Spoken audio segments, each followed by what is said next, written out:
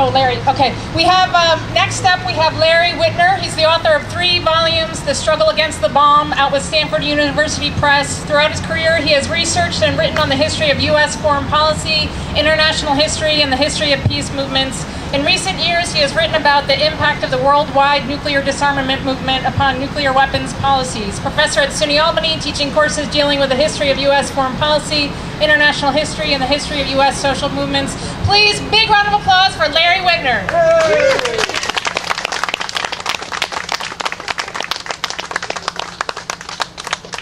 I'm here to represent Peace Action, which is the nation's largest peace group.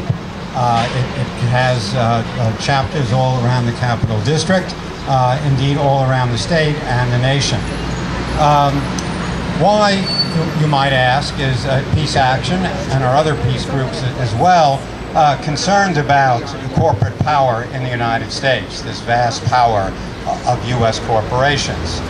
President Eisenhower in January of 1961 warned of the power of the military-industrial complex, which, as he said, drove the nation toward huge military budgets and ultimately war.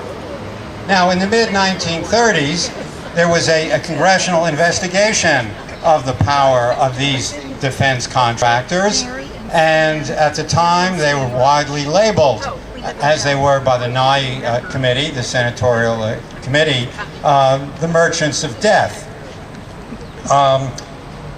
Do we still have merchants of death today? Yes. Yes. In 2006, for example, the combined military sales of the 100 top arms manufacturing companies was $315 billion. War is very good business, at least for some. They certainly work hard to get this business. In the last 3 months of 2009, as the U.S. administration ramped up its plans for a surge in Afghanistan, the 10 largest defense contractors in the United States spent more than $27 million on lobbying. Lobbying the U.S. government for bigger military contracts, which they got. This lobbying was well worth it.